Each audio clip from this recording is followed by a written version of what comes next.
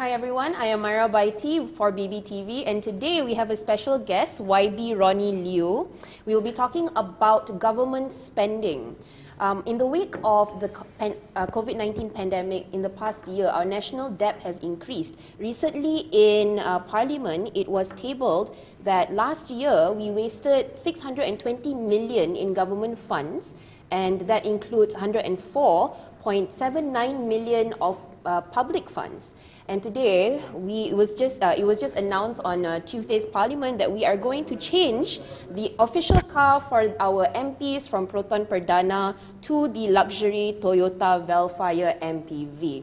So today we're with Ronnie, we're with YB, may I call you Ronnie? You can. Okay, wonderful, okay. So today we're with Ronnie to discuss this issue. Ronnie, recently you just wrote a very pointed Facebook post on yesterday on this issue. So if I may... Yeah, I was a little bit upset lah. Yes, so you posed the question, why not we buy the Vellfire MPV instead of renting from Spenco? So could you explain or enumerate on this issue? Okay.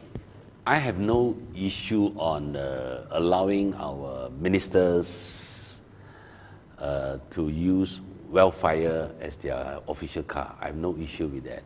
But I have a lot of issues with why they are not buying it straight instead of renting it from a company called Spenco. Because as a government, you are collecting all the taxes.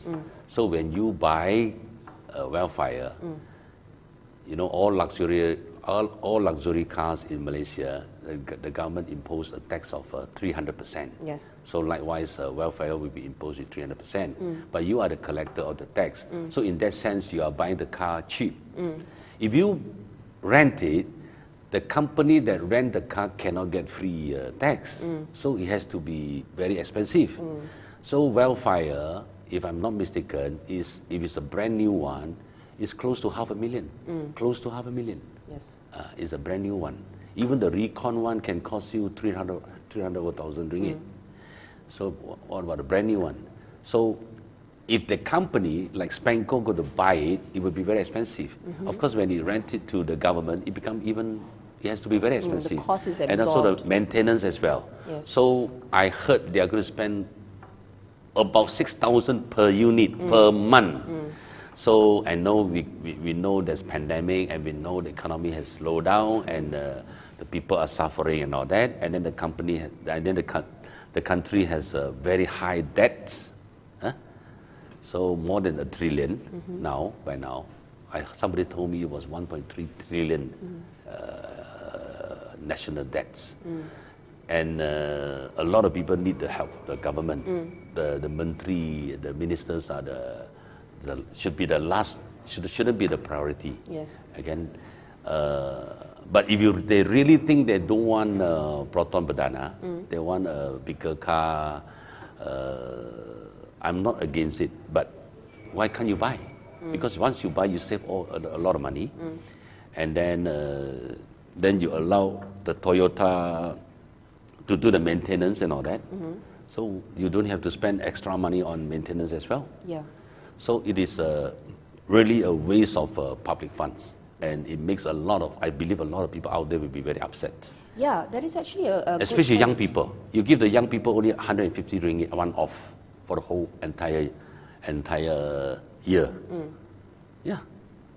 Yeah, actually, yeah, that's a good point, because I think Bayan Baru MP Sim Si Zin also mentioned this in Parliament. He said that that youth are given 150 in e-wallet credit, and 700 ringgit is given to special aid to civil servants. So why are we spending about 5,070?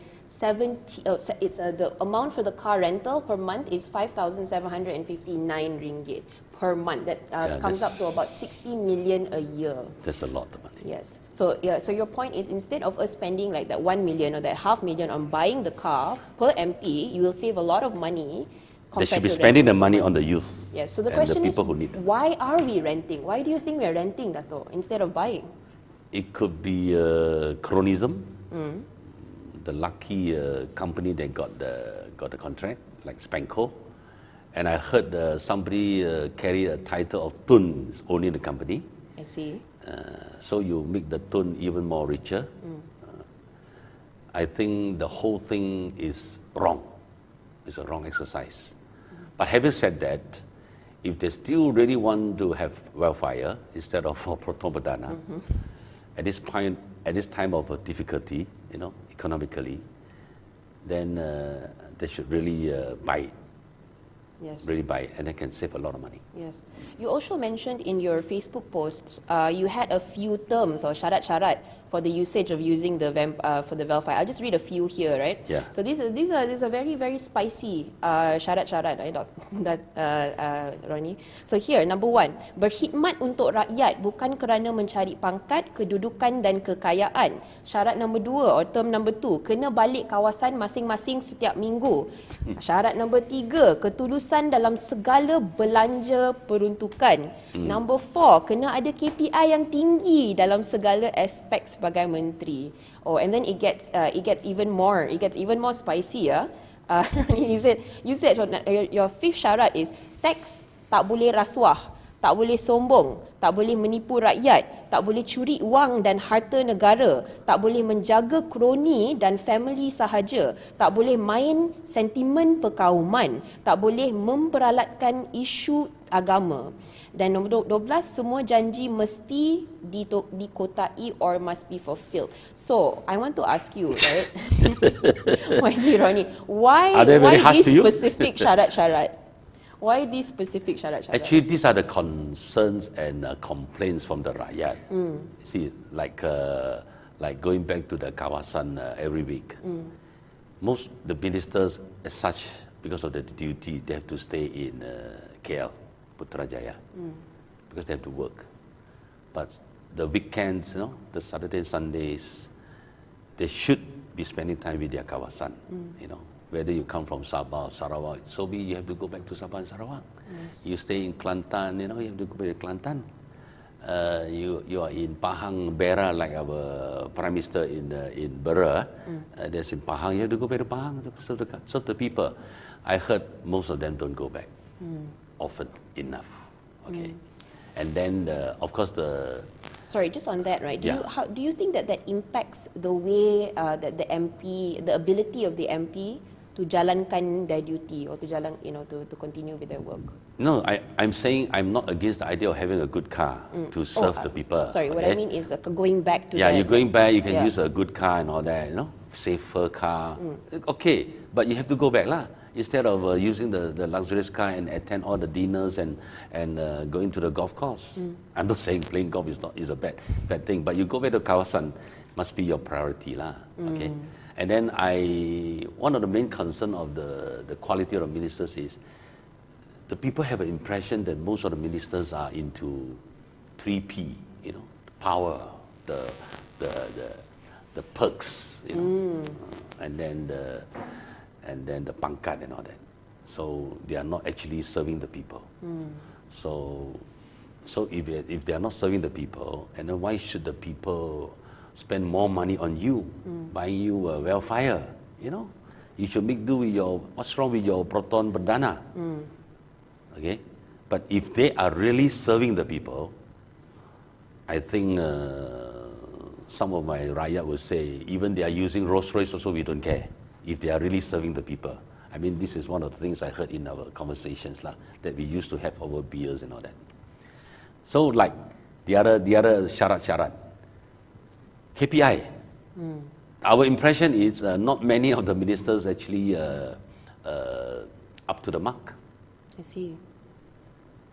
In fact, a lot of Malaysians do not know who are their ministers, except from some who always appear in TV like actors, or acting like celebrities, Celebrity MPs. acting like celebrities. Other than that, our Malaysians in general do not know who their ministers are. Why do you think that is? Why, Ronnie? The people in Johor told me they know the ministers of Singapore more than they know the Malaysian ministers. Yes. Probably because they were watching the TV. Sometimes they watch TV from the Singaporean channels. Yes. So they are not performing. So I'm trying to say, if they are all performing, we don't mind what kind of car they are using, how much money they spend on the cars and all that. We don't mind. But what we do mind is they are not performing. The pandemic is, after so many months, only started to see some improvement, and then we are not sure whether these figures are correct or accurate or not. And then so many issues, we don't have answers. What is a specific issue that you would like an answer on from any of the MPs? I hope they must have transparency, whatever they do. Like one of the questions I asked is, we do not know how they spend our money. Yes, the transparency. Their allocation. Why Spanco? And then why go to Spanco? Why can't you tender? There are so many companies that can afford to rent the cars. Okay, why always give to Spanco? Yeah. Okay. In your Facebook post, you mentioned that Spanco is a long-time fleet management partner. Long time, since Mahathir's times. Since Mahathir's time. Yeah. So it's not surprising that they would go to Spanco for their car rentals. I'm not surprised, but I don't agree. Because why can't you open up as the tender? If you really don't have the money to buy the cars, you need to rent the cars. There are so many companies that can do it. Why can't you have an open tender on it? Why are you not doing it? Yeah. So, okay. All right. So on the issue of the open tender, right? Do you think that, considering the fact that we know that 620 million in government funds was mismanaged in the year of 2020, right? So just a few figures, right? So the 4.97 million ringgit was wasted because of late and uninstalled equipment in Istana Budaya. So you think we are jumping the gun when we say that it is a chronism issue rather than perhaps just financial mismanagement? It's both, I think. This government practices cronyism, nepotism, all these years. And then the mismanagement of funds is their hallmark.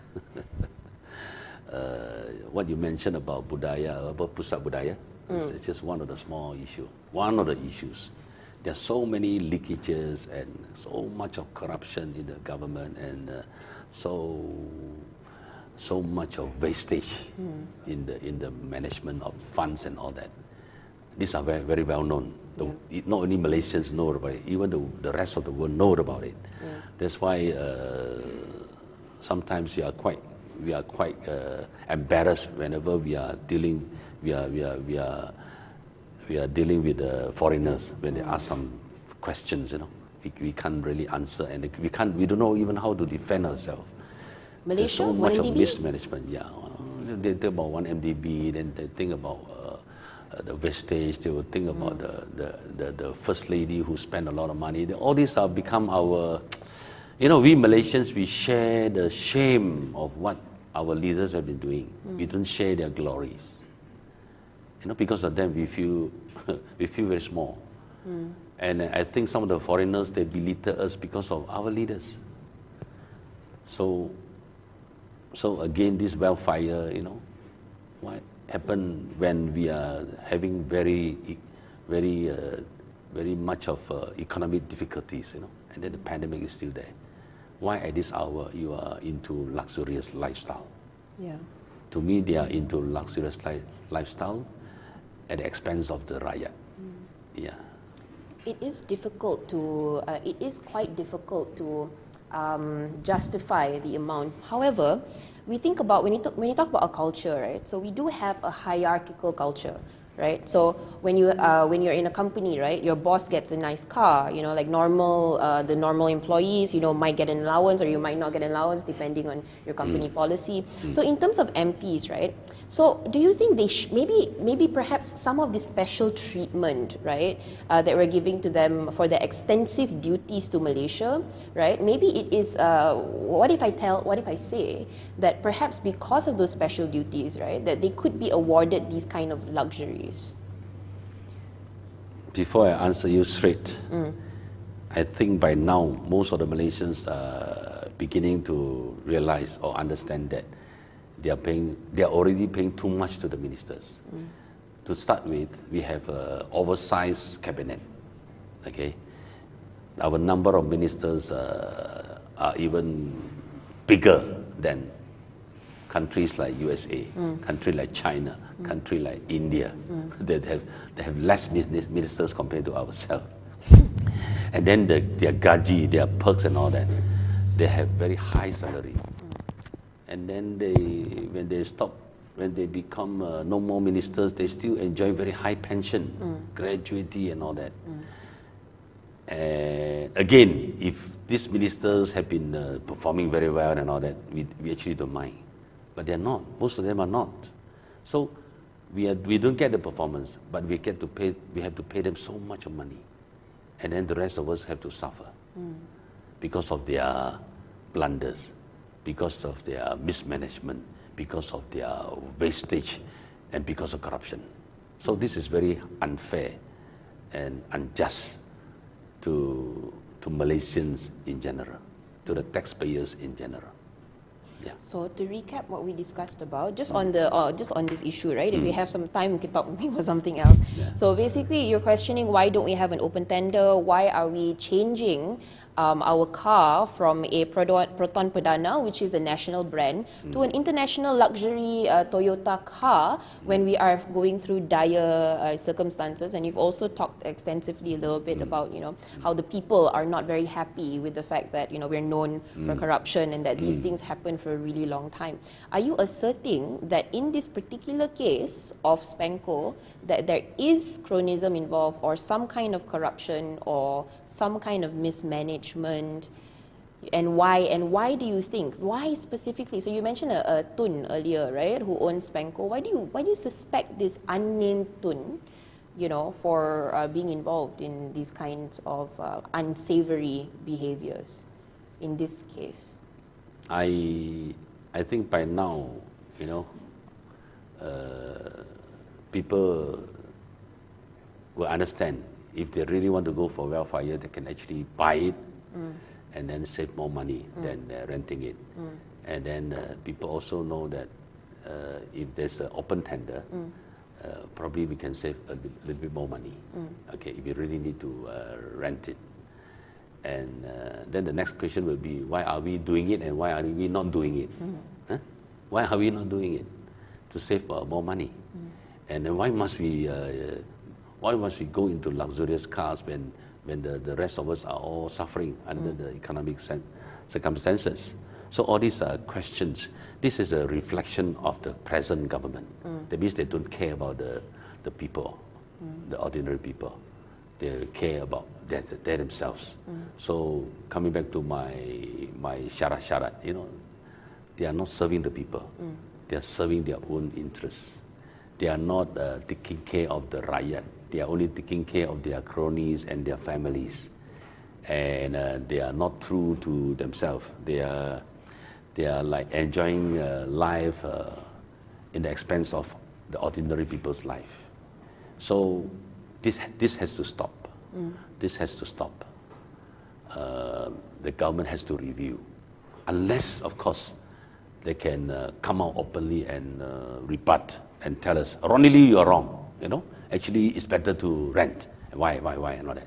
And actually, why they must have the Vellfire. If they don't have the Vellfire, they cannot sleep at night. You have to convince us. I'm saying all this based on what I know,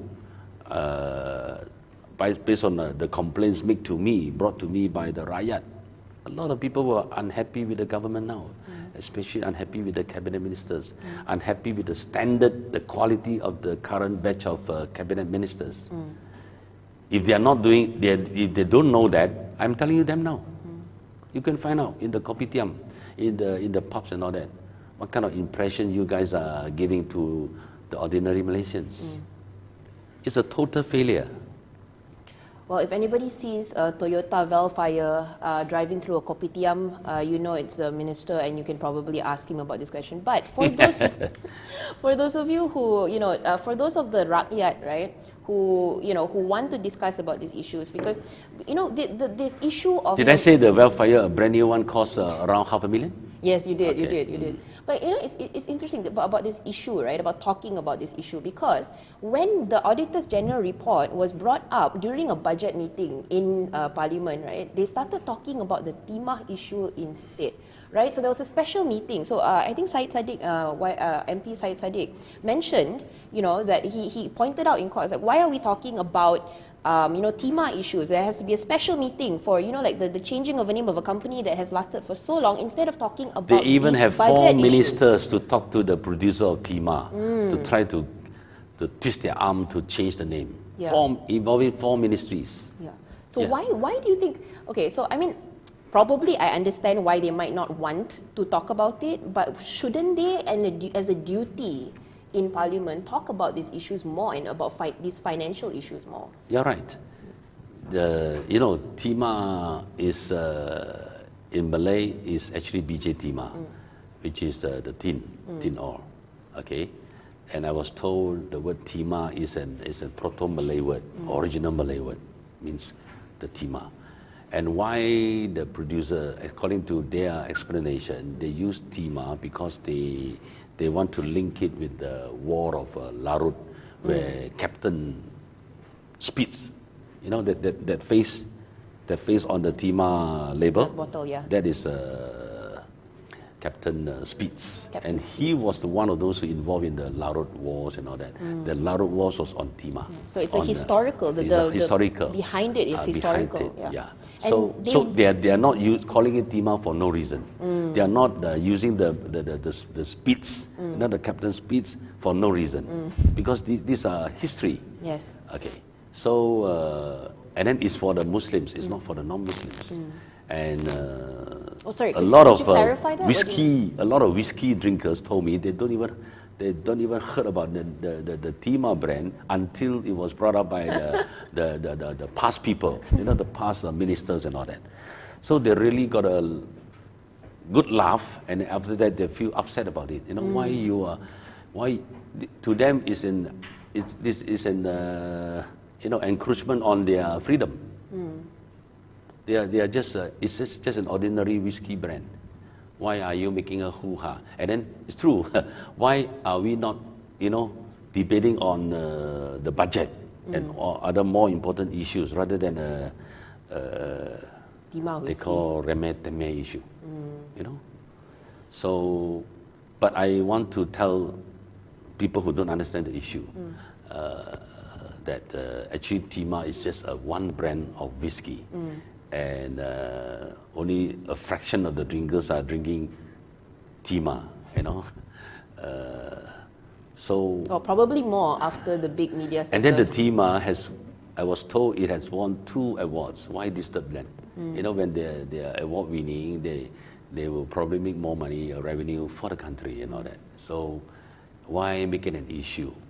Because it will send out a very bad, wrong message to the rest of the world that Malaysia is not a modern country. Malaysia has very limited freedom. These are very negative vibes, messages that send out. We shouldn't. Malaysia should be seen as a country, a nation of modernity, moving forward. Liberal, open. So that it's linked with the rest of the world.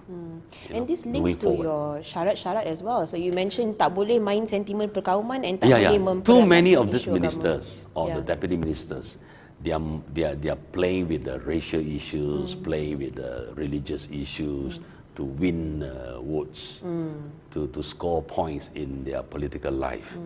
These are very bad behaviors.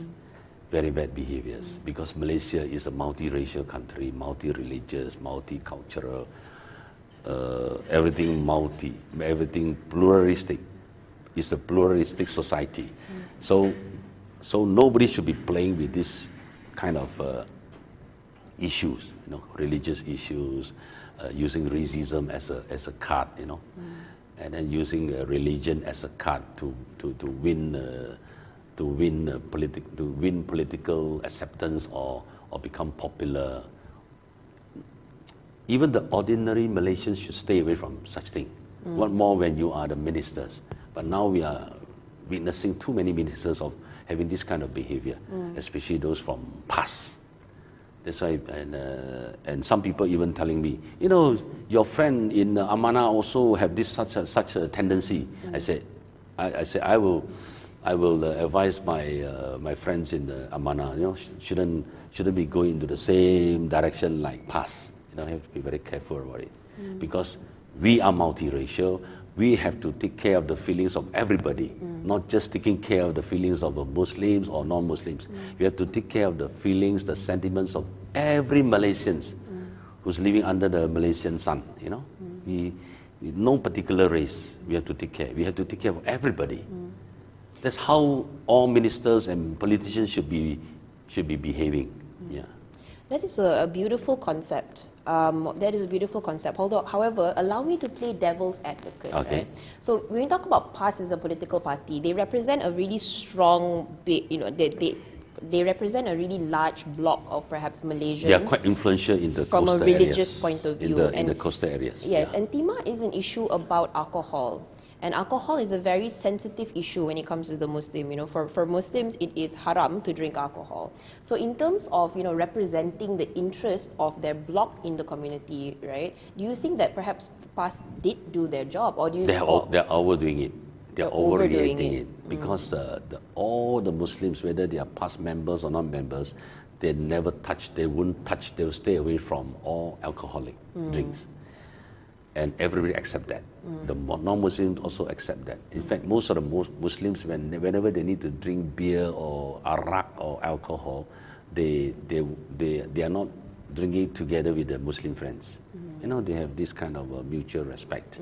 And for generations, you know, there's no issue in Malaysia, no issue in Peninsula, no issue in Sabah and Sarawak. But past people, they constantly, they periodically bring up such issues. This kind of issue was brought up before when I was the EXCO in charge of local government in Selangor from 2008 to 2013. That issue was raised before. Of Timah or of Not alcohol? Timah, about this concept Subahat, you know, concept about the Muslims shouldn't be working in businesses related with beer or liquor or even gambling or that, you know.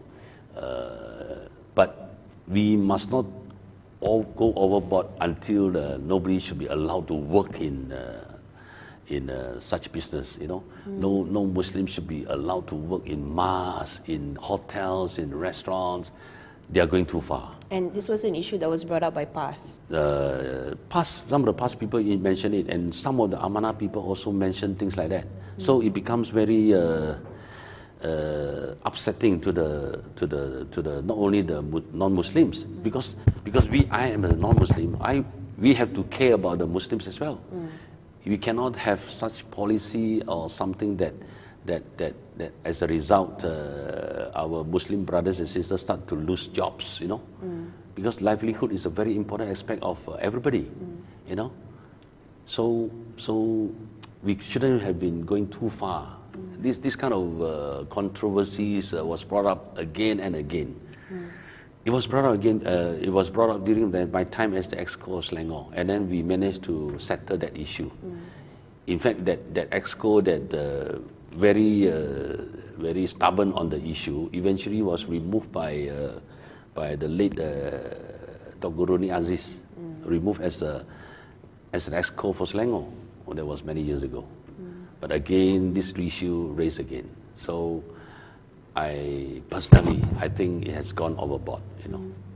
Well, we will. I'll ask you a bit more about that. But first, what you just shared on this previous issue, right? To contextualize it, for the audience members who are watching, in terms of what they said about people not working, right? Of Muslims not should not work in places that serve they were alcohol. discouraged to work. Discouraged to vote. So it wasn't a law. It wasn't a law. it was an opinion. Yeah, that's why I say it shouldn't go too far, lah.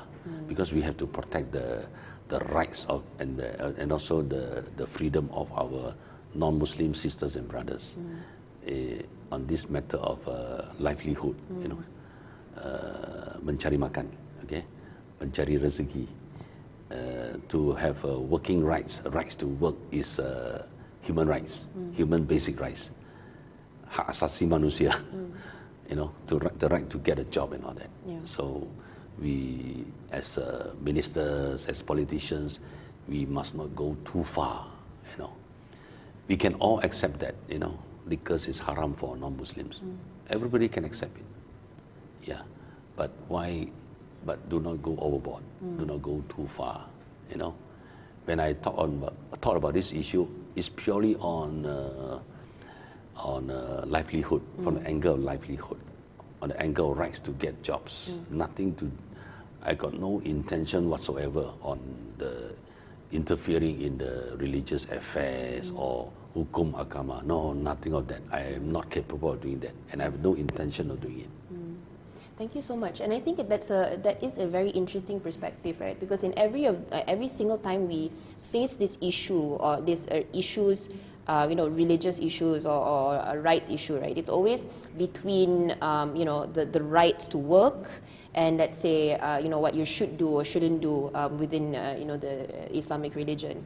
Even in the issue of vaccinations as well, that's an issue, right? It's between whether we need to employ our SOP and what we need to do in order to make sure that the countries achieves herd immunity, but also to respect the Muslims or the people who want to defend their religious right to not vaccinate themselves.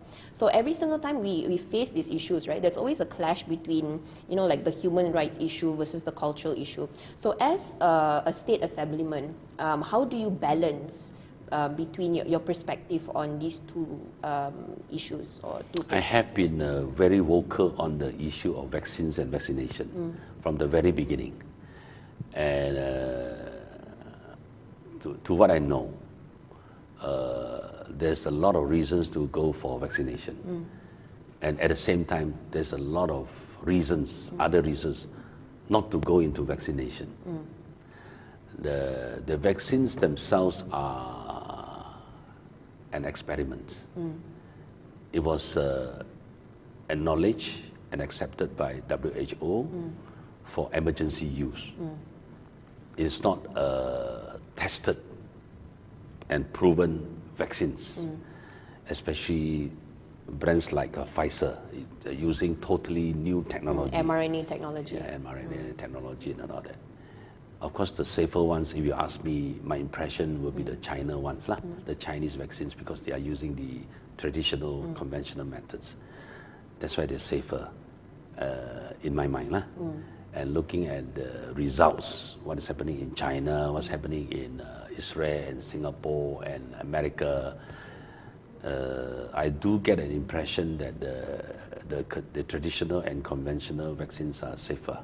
But at the same time, and we all were told that these are experimental vaccines. So we can't blame for people who are having questions on the safety aspects or the side effects of these vaccines. There are so many reports out there. So because of that, you have to respect people who do not want to do it. You have to respect them. Because you can't convince them. Scientifically, you cannot convince them. Data-wise, data support-wise, you also cannot convince them. So you mean you cannot convince those them who that already... that the vaccinations is the only way to do. Okay. Only way to do. And we know that's not. It's all about immunization. It's all, it has to do with the body, individual's immunity. Your ability to defend yourself from the virus. So there are so many other aspects. So we cannot be too harsh to people who do not want the vaccination. We cannot be so harsh because you have no reasons to, you've got no rights to. Okay, so that's my view. I've been making my views very, very open and unreserved. Yeah. So whoever in the government, they must respect the views of every single citizens. Yeah. Even if they are different from you, even if they are holding different views from you or opposing views from you, you have to respect them. Yeah, that's my view. Thank you so much for your view. I think that falls into the category of traditional liberal thinking, not the political method, but liberal thinking of viewing things from two different perspectives. So thank you so much for that. We have one more last question. Actually, I wanted to ask you about the elections, the general elections. When do you think we're going to see a general election? I tell you what I heard. I heard that the date of the coming general elections will be very much depend on the election results of Malacca. Really? If the Barisan National Government, which is led by UMNO, if they can win these elections handsomely, they will immediately call for national elections. General elections. That's what I heard. Of course, there's a lot of logic in it, lah. I see. So they will hold the Sarawak elections together with the general elections. The general election. If they can win Malacca handsomely. If they fail, then they have to think of something else. I see. They have to think of other dates. So that's what I heard. Is that an exclusive, Rani? That's what I heard. That's what you heard. But I personally think that the election shouldn't be held too soon because the pandemic is still there. I see. We are opening up. We are opening up now. We are allowing people to cross the district, cross the states. We are allowing a lot of businesses and factories to start their business. Not because it's much safer now. It's more because we want to save the economy. Not because it's very safe out there.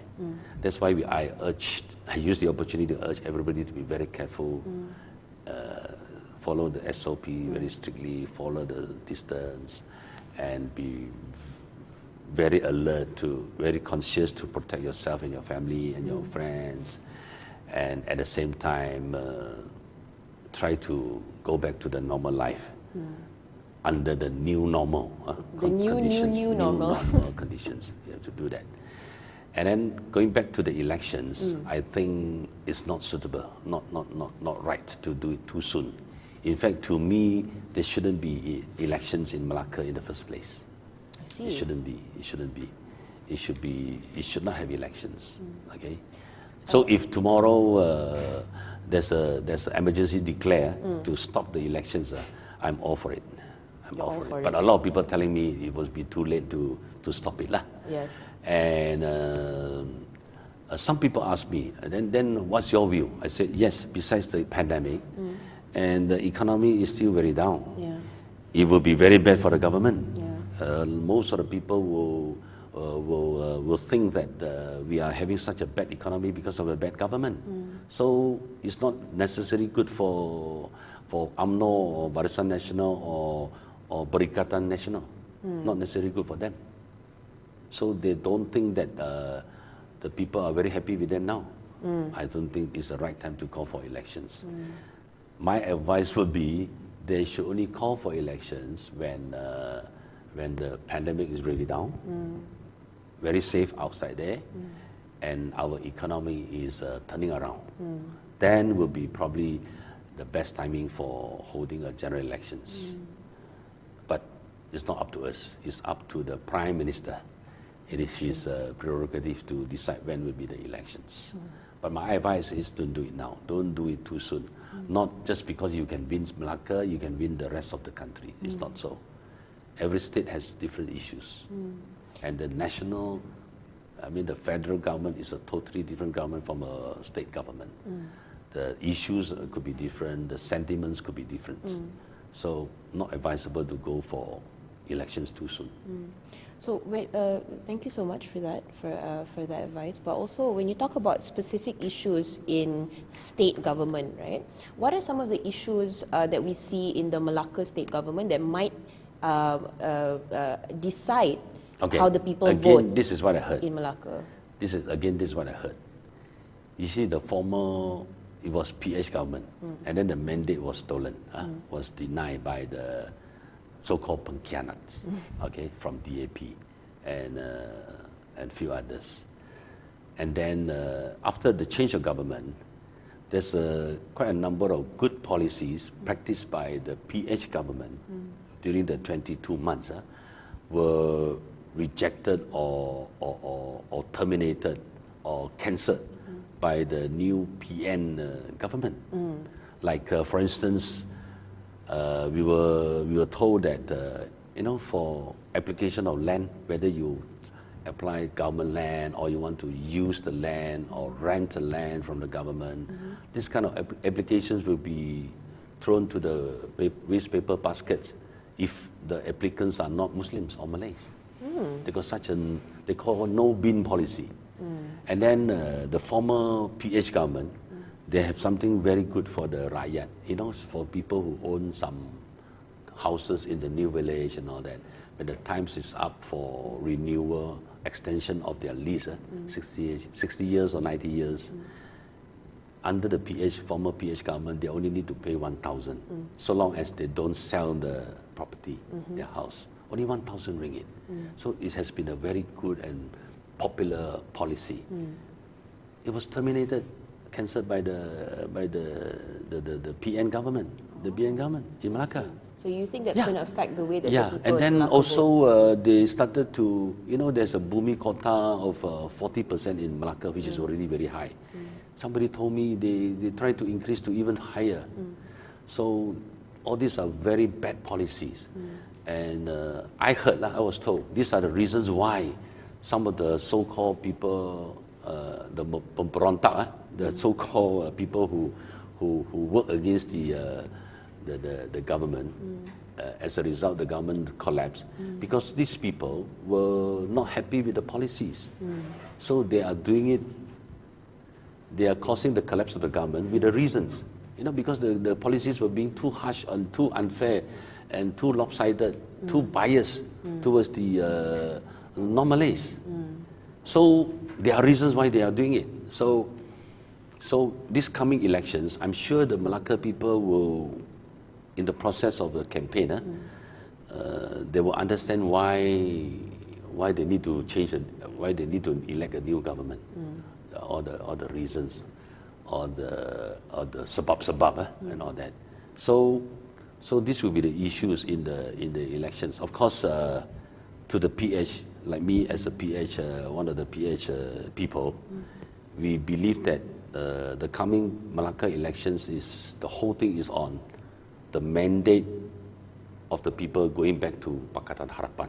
That will be the main reason, Why? Because the government, after stealing the government from PH, they've proven that they become very biased and unfair to the rakyat, very undemocratic and all that. So I'm not from Malacca, but I hope the Malacca people will vote wisely, give the mandate back to Pakatan Harapan. Okay, thank you so much, YB Ronnie Liu, for our discussion today. I think we covered quite a lot of topics. So we started with Vellfire, and then we went to, I think at one point we started going to talk about the elections, and then TIMA, and then we talked about vaccinations. It was interesting to hear your views on that. So thank you so much. Thank you for having me. We're always very, very happy to have you here. Thank this you. This has been our chat with Ronnie Liu, Vellfire, to buy or to rent. I am Myra Baiti for BBTV, and hopefully we'll both see you and Mr. Ronnie Liu again at our next interview sessions and also our news. So please do not forget to subscribe to our YouTube channel, and to our Facebook channels, or to our online platform for more content like this. I am Myra Baiti for BBTV, and we'll see you. Yeah. Till we meet again.